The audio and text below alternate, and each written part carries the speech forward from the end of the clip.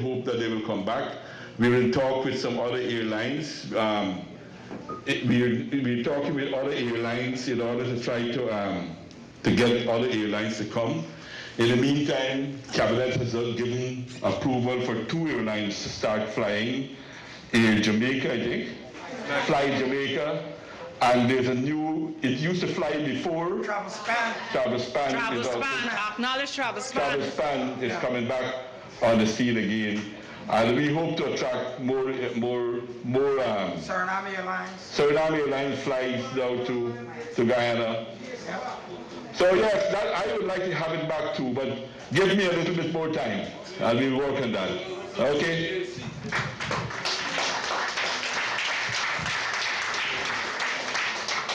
Okay, 5 more. Okay. And by the way, I'm just reminded that we're spending a lot of money now to bring our airport up to Category 1 standard so that we can attract a couple more of the airlines to come as well.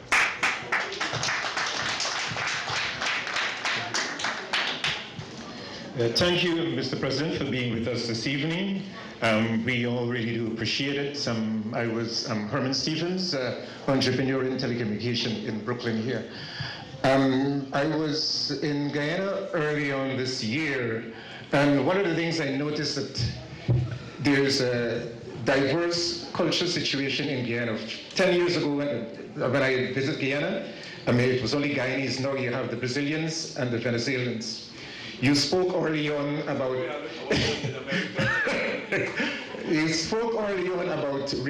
refurbishing and extending the education system. Now, what I want to know is how or what plans you have to deal with the physical, culture, and economic presence of the Brazilian and the Venezuelan. How you're going to integrate that into our education program.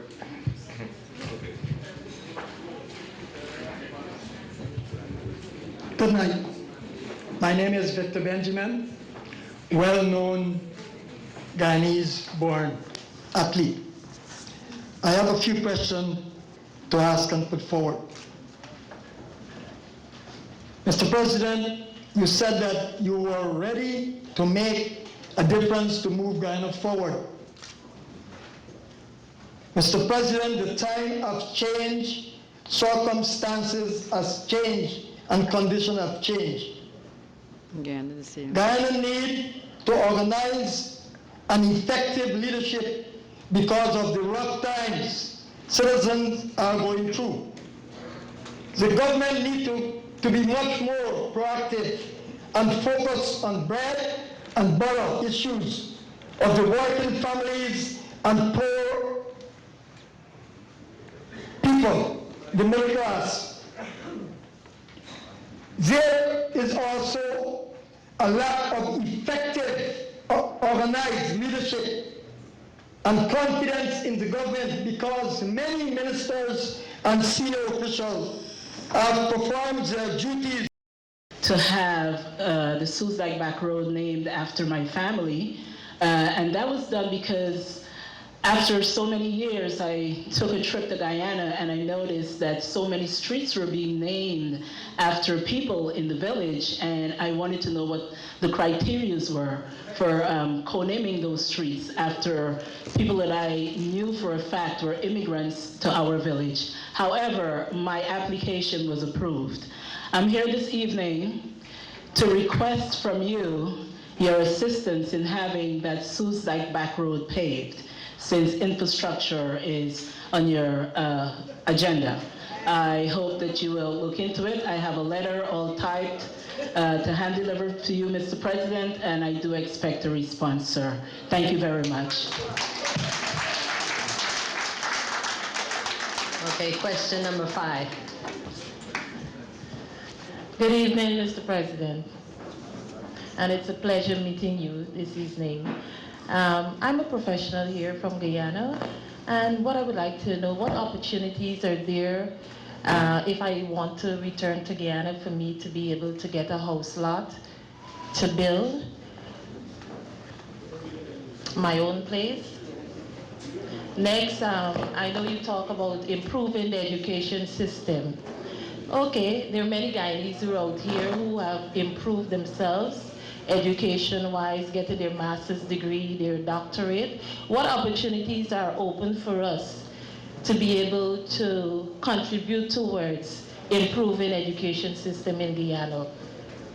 If we can act as consultants and work together with those who are in Guyana. And third, I'm from Kokwani, and that's the Linden area, and I've heard so many stories that that area is so, has been forgotten. One of the things I'm worried about, also education in those parts, jobs in those parts, even infrastructure. You know the road going up to Kokwani, it's very rough and muddy and it's bad. So what things are done to help the people in Linden, job-wise, and in all other social development, including education? And I would love to know if I can play a part in contribute towards the development of the curriculum and these kind of things. So I would like to know what opportunities will be open to professionals here.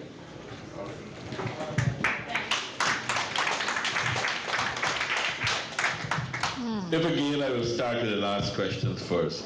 I would say that your opportunity, maybe you should give me your CV. I will pass it on to the Ministry of Education and to see where you can help and how you can help.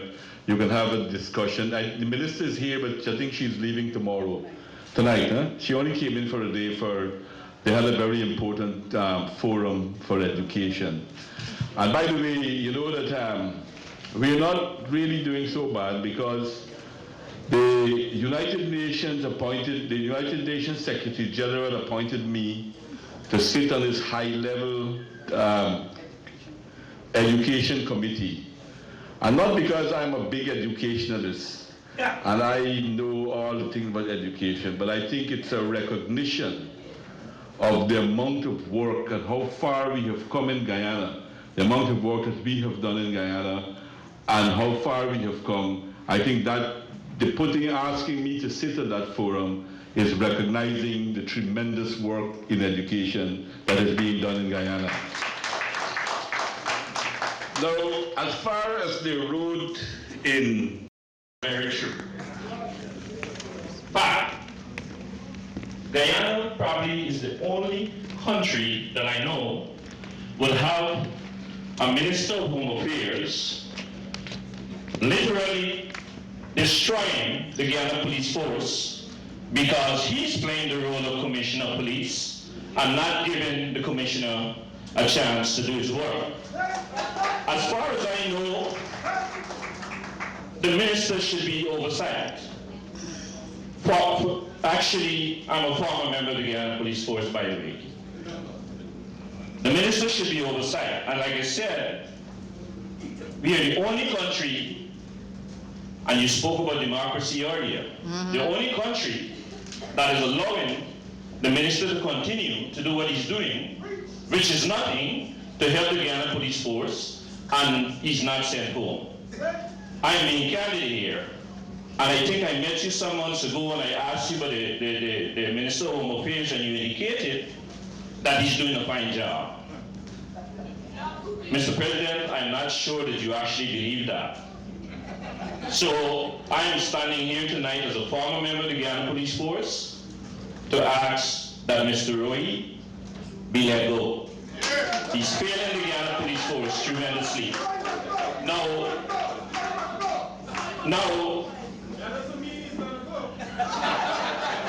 I am told that there's some parliamentary bills sitting on your desk. One, of course, is local government. I think I heard you saying that you want hands to clap and stuff like that and what have you. Now, if you were telling the truth, Mr. President, the opposition is lying.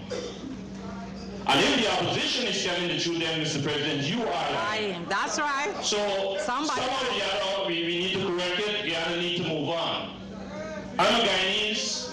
I am not going to ever go back to Guyana until democracy prevails, until the PPP probably is no more.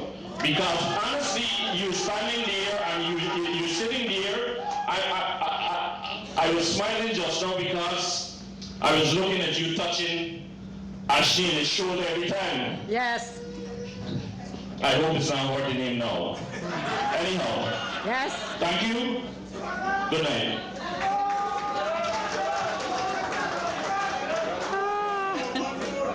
Did you tell me that you're serious about fighting crime?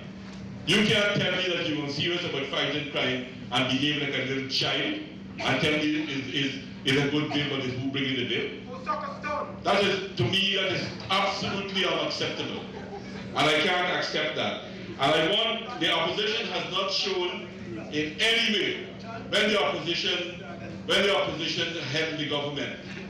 You had some horrible crime, kicked down the door, bandits and all kind of things. You remember that? 800 You youths have died. moved very, very far away from those days. 800 youths get shot down. I insist that the minister is doing a fine job. He's just going to have a forensic lab established. He's just going to, I can't satisfy the childish whim of anybody telling me that I must dismiss Rohi. And if you're telling me that you must dismiss Rohi, you must come in Guyana and fight elections and be the president. Then you will have the right to do that.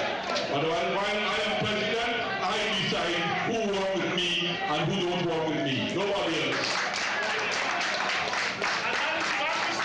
That is not democracy. That is not democracy.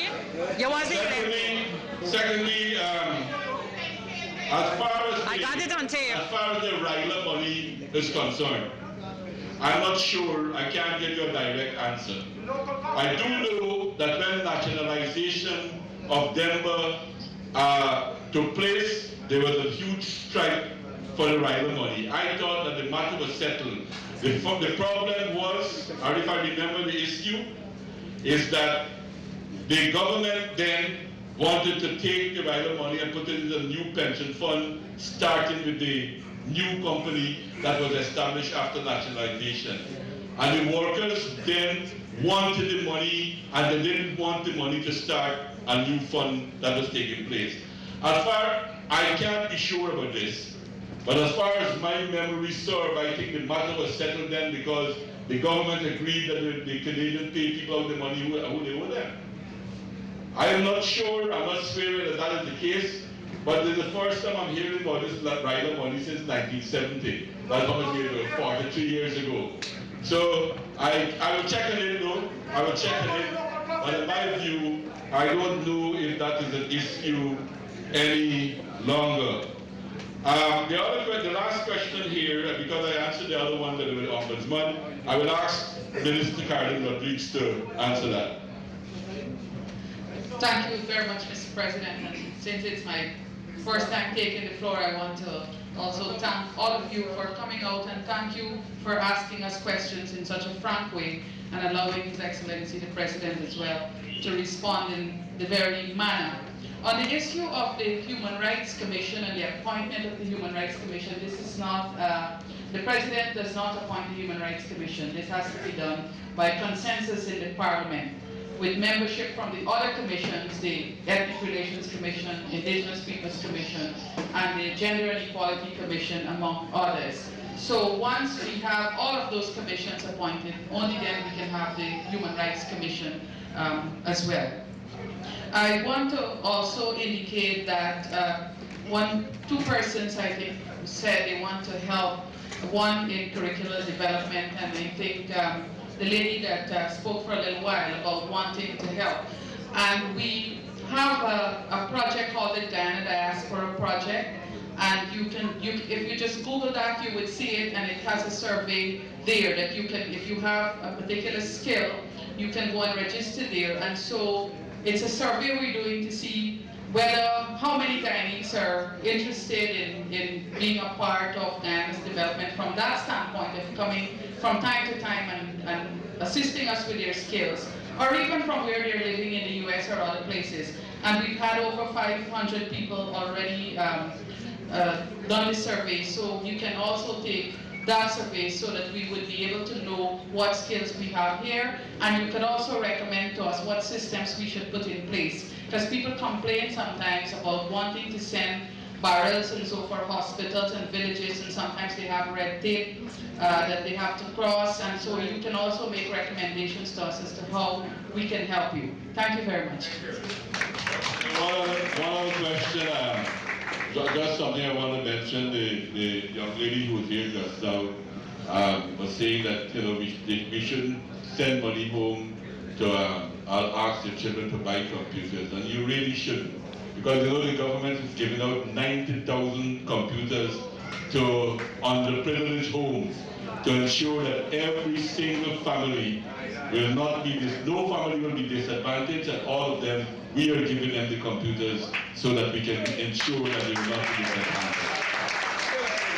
So I want to, let me take the opportunity to thank all of you for coming out here. To thank you for coming out here tonight. You have more questions? More questions, sir? Yo, Bishop. A Guyanese person who was arrested recently because he had an expired Guyanese passport on him.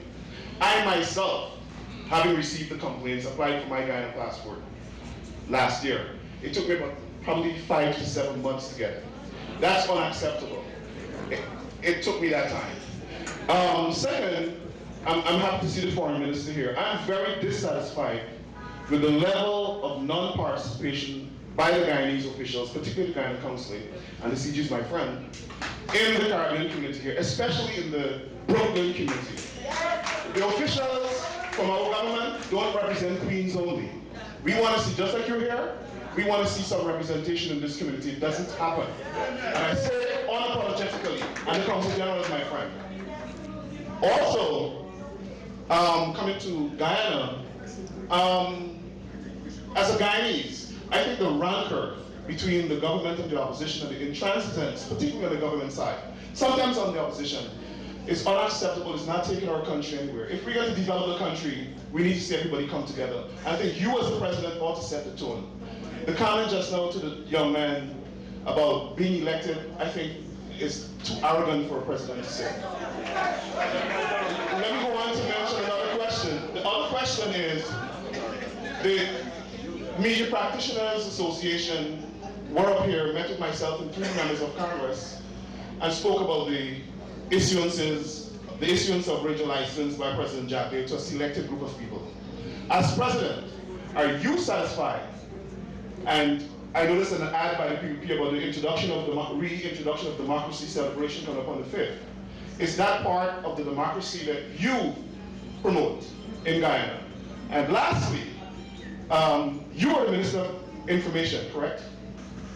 The Guyana Chronicle in January published a very false and slanderous story about me. I sued them. It was not, they apologized, they retracted the story, but you, Mr. Minister of Information, that article is still on the Chronicle's website. Could you have them remove it? Thank you.